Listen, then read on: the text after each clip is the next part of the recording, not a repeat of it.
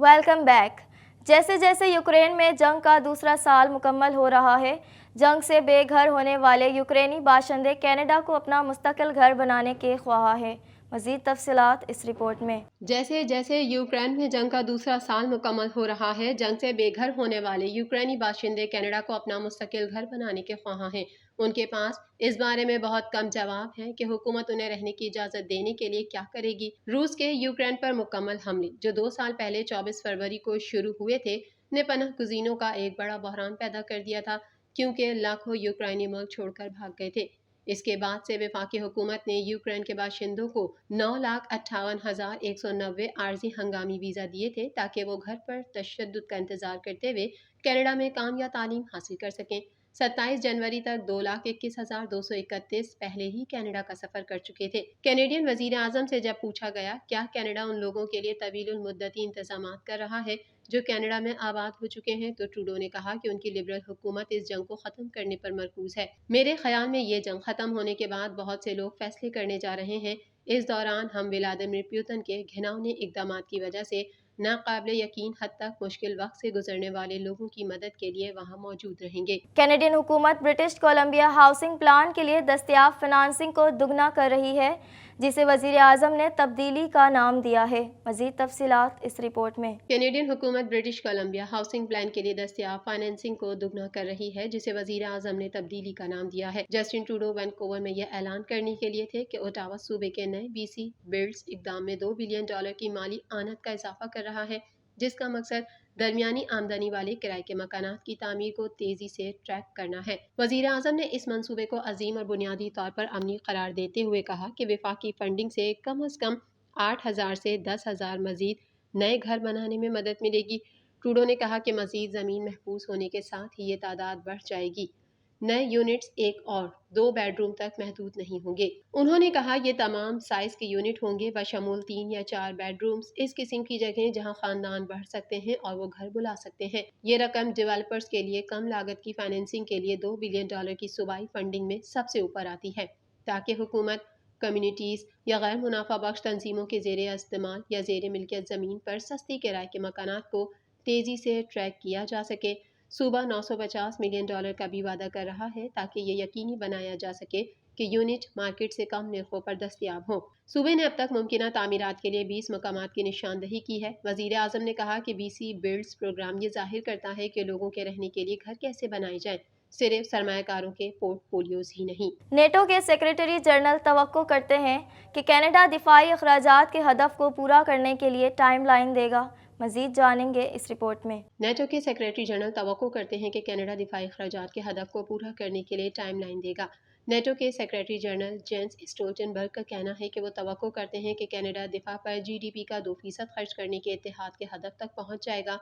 एक खुसूसी कनाडा के इंटरव्यू में स्टोल्टनबर्ग ने कहा, कनाडा ने अभी तक अपने अखराजात के अज़म को पूरा करने के लिए एक दुरुस्त तारीख का तयन करना है, लेकिन मैं तवक्को करता हूँ कि कनाडा दिफा पर GDP का 2% सरमायाकारी करने के वादे को पूरा करेगा, क्योंकि ये एक वादा है जो हम सब ने किया है। कनाडा एक बड़ी मईशत है और G7 का रुकन है। इससे वाकई फ़र्क पड़ता है कि कनाडा क्या करता है।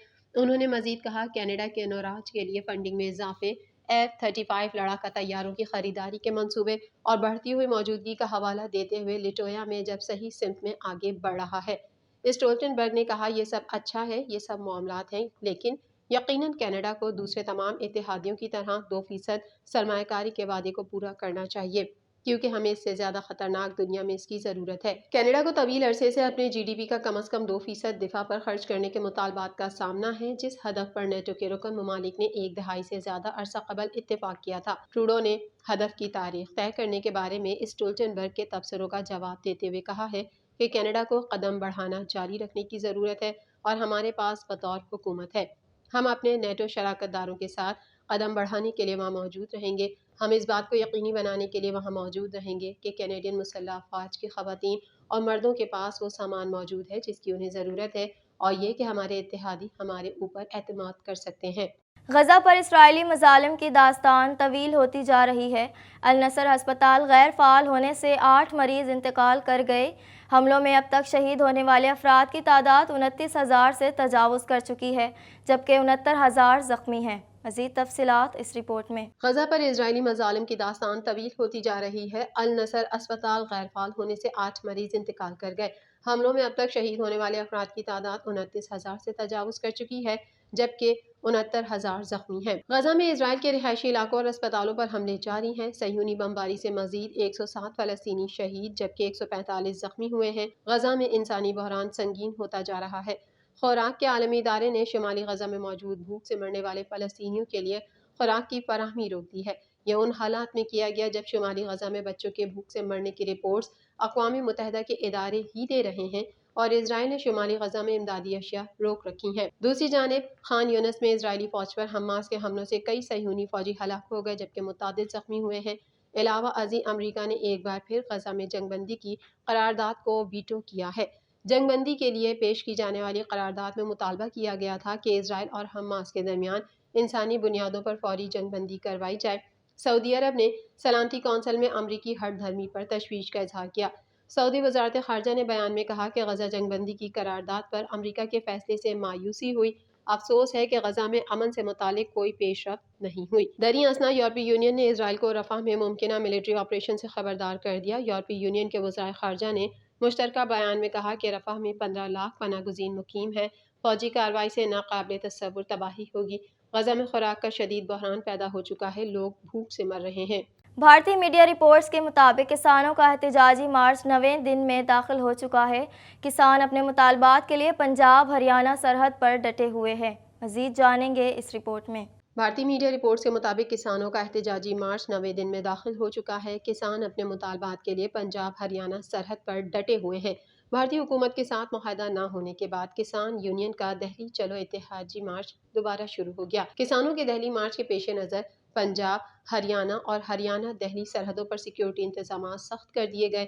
کسان احتجاج کے پیش نظر ہریانہ پنجاب کی سرحد سیل کر دی گئی، جبکہ ہریانہ کے ساتھ اضلاع میں انٹرنیٹ سروس پر بھی پابندی عائد کر دی گئی ہے۔ ہریانہ پنجاب کی سرحد پر احتجاجی مظاہرہ کرنے والے کسانوں کو منتشر کرنے کی خاطر بھارتی حکومت نے ان پر آنسو گیس کے شیل فائر کیے۔ کسان یونین کا کہنا ہے کہ ہم خالی ہاتھ ہیں اور خالی ہاتھ ہی مقابلہ کریں گے۔